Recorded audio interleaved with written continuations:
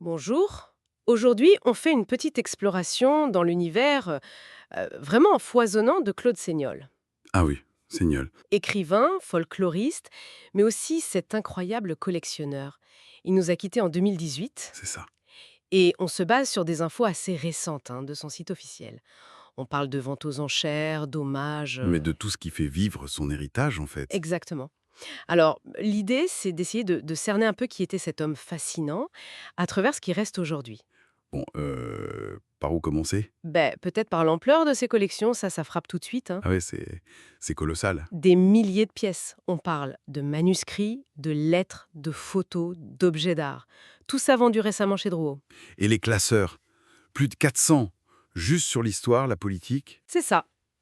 Et plus de 600 sur les beaux-arts, la musique, Hmm, les voyages. c'est dingue. C'est... C'est vertigineux comme chiffre. Mais au-delà de la quantité, c'est la nature des objets. C'est ça qui est fou. Ah oui, Il y a eu une vente, le titre c'était «La maison du poète».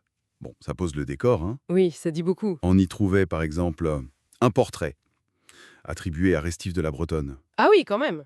Le romancier du 18e. Voilà, mais aussi des trucs beaucoup plus, personnels, bizarres même. Comme quoi, par exemple? Bah, une Jenny Aniver, cette raie séchée un peu, transformée en créature. Ah oui, je vois le genre. Une mèche de cheveux d'une certaine Delphine, offerte à 16 ans. Il l'appelait une relique du cœur et du rêve. Une relique du cœur. C'est très Seignol, ça. Carrément. Et puis, le moulage de la main de Chopin. Ou un bras reliquaire du 18e. Un bras reliquaire? Oui, fait pour contenir une relique sacrée. Tout ça, ça dresse le portrait d'un curieux insatiable, comme le dit une source. Qui cherchait l'âme des choses. C'est ça. Dans son appartement de Châtenay-Malabry, qui devait être un lieu assez magique. Et cette quête d'objets chargés d'histoire, ces vestiges du quotidien, comment ça se relie à son travail d'écrivain, de folkloriste? Ah bah c'est directement lié, évidemment. On sait qu'il s'inspirait beaucoup du réel. Pour Marie Lalouve, par exemple. Oui, exact. L'héroïne basée sur une vraie Marie Vanier, rencontrée en Sologne pendant la guerre. D'ailleurs, il y a eu un souper solognan en hommage récemment. Ça montre ce lien fort. Absolument. Et c'est là qu'on voit la cohérence profonde de sa démarche, en fait. C'est-à-dire, Ben, collectionner l'insolite, et puis explorer ce qu'Egon Kragel, elle, les faits divers maudits. oui, j'ai vu cet hommage sur le site. C'est un peu les deux faces d'une même pièce. Kragel le décrit comme un guide vers le mystère, quelqu'un qui l'a poussé à aller profondément au cœur de tous les secrets. Donc pour Signol, un objet étrange ou un conte oublié, c'était la même chose. Exactement. Le même potentiel, la même histoire à raconter.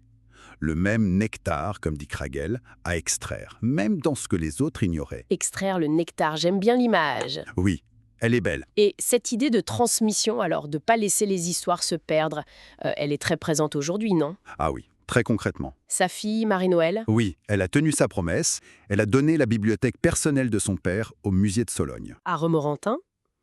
Et le choix du lieu? C'est pas un hasard. Pas du tout, non.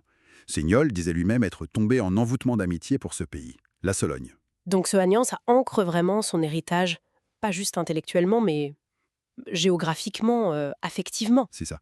Et ça assure un accès public à une partie de son univers. C'est essentiel pour cette transmission qu'il valorisait tant. Et ça dépasse les frontières, on voit des traductions mentionnées. Oui, comme c'est loup-garou en espagnol, Los Hombres Lobo. Son influence rayonne. Alors si on essaie de synthétiser tout ça, quelle image de Claude Seignol on retient? C'est bien plus qu'un auteur de fantastique ou qu'un folkloriste érudit, hein. Oui, clairement, C'est un passeur d'histoire au sens large du terme. un passeur d'histoire. J'aime bien. Par l'écrit, mais aussi par les objets. Exactement. Il sauvait des fragments de mémoire de l'oubli. Il reliait le petit objet à la grande histoire. Le conte local à quelque chose de plus universel. Son héritage est double, en fait. Oui, c'est ça. D'un côté, une œuvre littéraire qui explore les marges, les croyances, le mystère. Très ancré dans nos régions. Voilà. Et de l'autre, cette collection. Incroyable.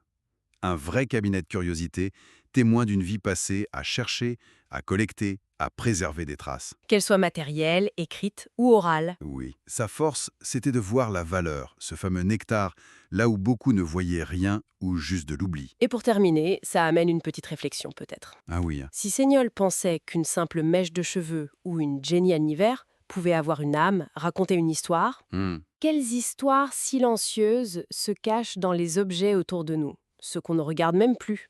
C'est une bonne question. Une invitation à regarder autrement, peut-être? Oui, avec un peu de cette curiosité insatiable de Seignol. Voilà une piste intéressante à creuser. Merci de nous avoir suivis pour cette plongée. Merci.